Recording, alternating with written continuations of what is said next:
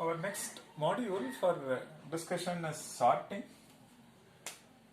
So given an input of a set of n numbers, so the objective is to arrange them or permute a1 to an. We usually use the symbol sigma to denote the permutation. So permute in such way that with respect to the permutation, look at the first element. That element is smaller than the second element. So basically we arrange them in increasing order. Or one can also look for a permutation where it is in decreasing order. This is precisely what we look for. So we arrange them in increasing order. We also use non-decreasing order. I'll clarify about these two terms. So maybe throughout this lecture series we will focus on say the permutation or arrangement in such way that the output is in increasing order or non-decreasing order.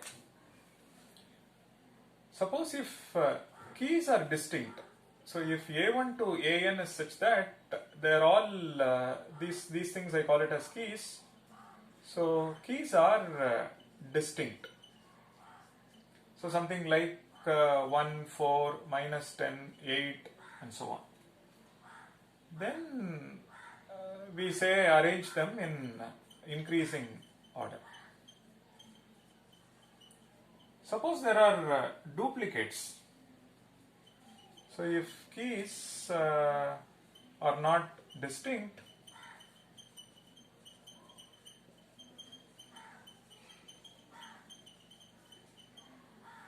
then we say something like 1, minus 4, 6, minus 4, 10, 6 and red. Then you get minus 4, 1, 6, 6, 10 and red. You see that it is non-decreasing. So when you see there are duplicates, we use the term arrange in non-decreasing order. But it is always correct to use the word non-decreasing order so that all inputs are taken care of.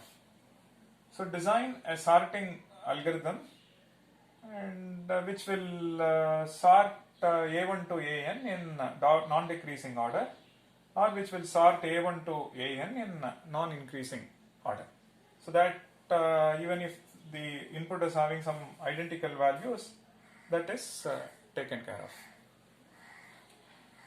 So our focus is this. So we are going to design algorithms following incremental design and divide and conquer.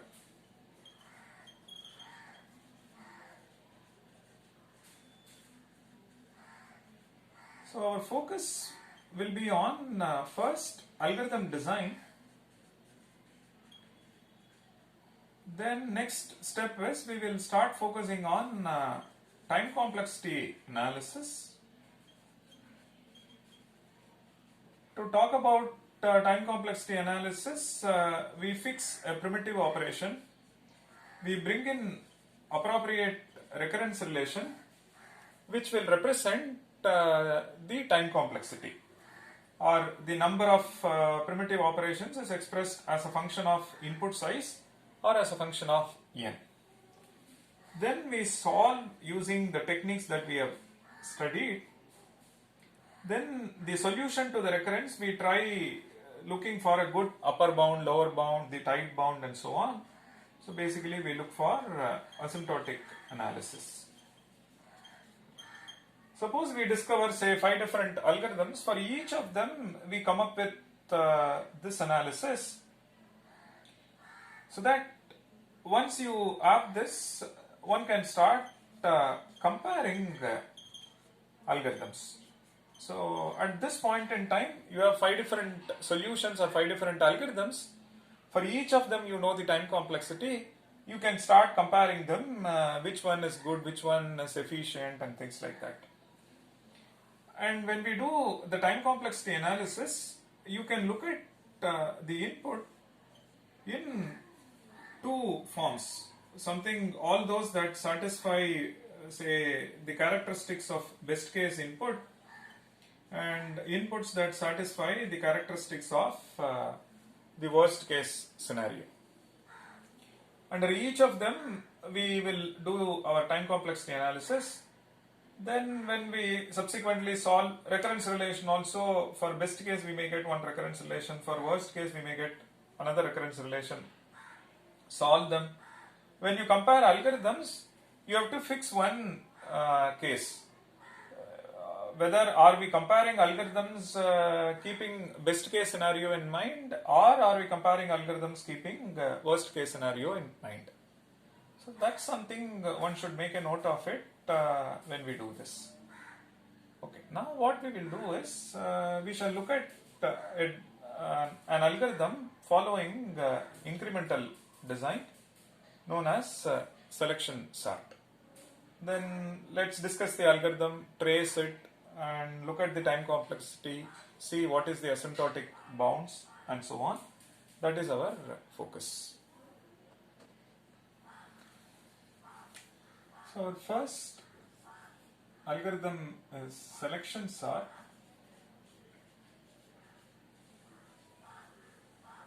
What it says is the following. So it says keep finding max, and at the first iteration it says find max and place at a of n.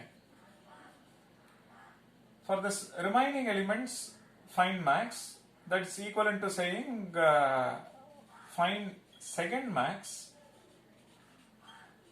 and place at a of n minus 1.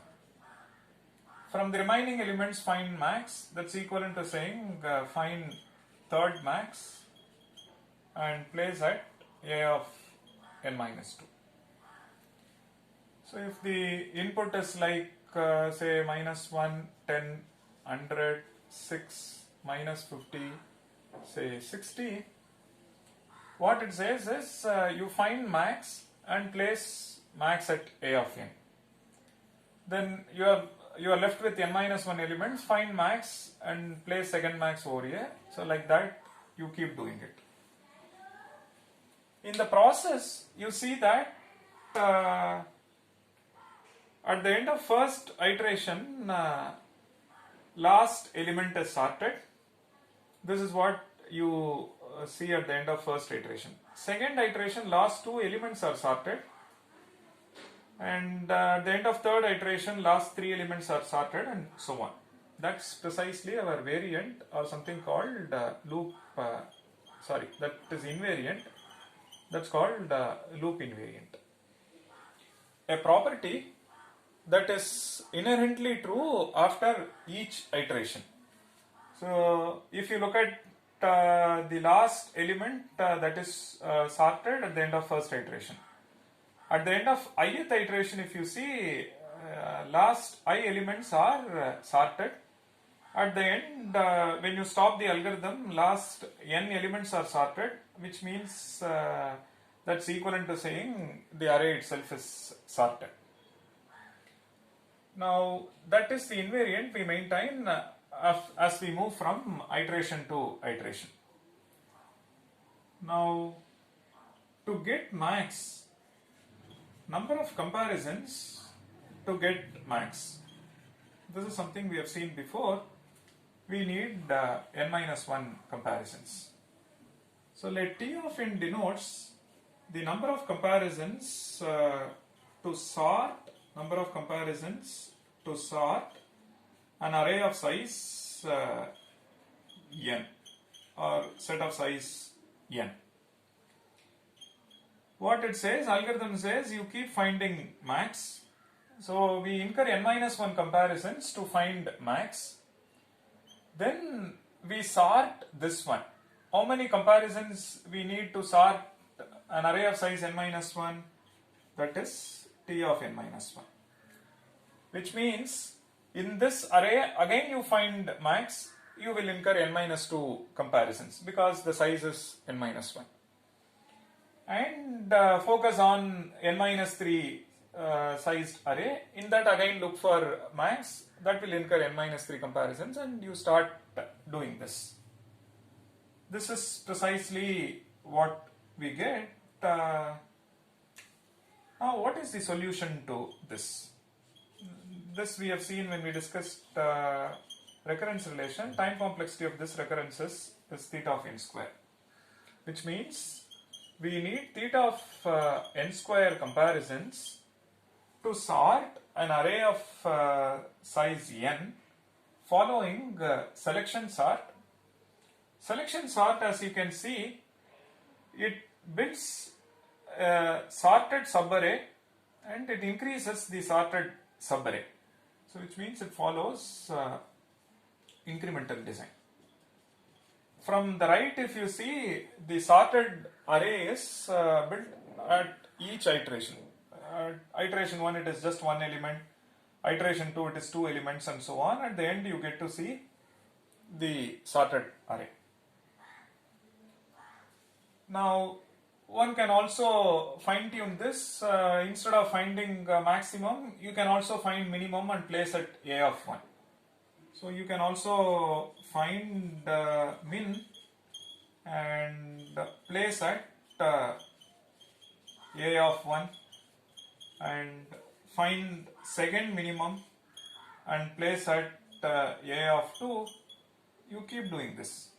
So analysis is same. You still need n minus 1 comparisons to do this. Now our fundamental question is, will this analysis change according to the input? What is the input for which it takes least time, input for which it takes, say, the maximum time, maximum number of comparisons? On this side, the least or the minimum number of comparisons. So let's look at the case where input is already sorted. So something like this. Say input is already sorted, or very few elements are out of order. So something like 1, 2, 3 and maybe 6, 5, 4, something like this. So some few elements are out of order. Formally, few meaning some constant number of elements. So theta of 1 elements, they are out of order. Rest of them, they are in sorted order. So that being our best case, will there be a change in time complexity? You can see that irrespective of the input, even if it is sorted, the algorithm, it compares this and this, then compares this, keep updating max until it goes all the way up to this. Initially it assumes first one is max, then compare it with the second element, if required update max, like that. It keeps moving until it hits the last element. So which means whether it is sorted or almost sorted or reverse sorted, that being the, say, worst case scenario, you see that irrespective of the input, selection sort incurs theta of n square, which means both best and worst, they both incur theta of n square. The time complexity does not change according to the input or the nature of the input, structure of the input, and so on. For any input, selection sort incurs theta of n square. So conclusion, for any input, selection sort incur theta of n square. Now let's ask a fundamental question. Can sorting be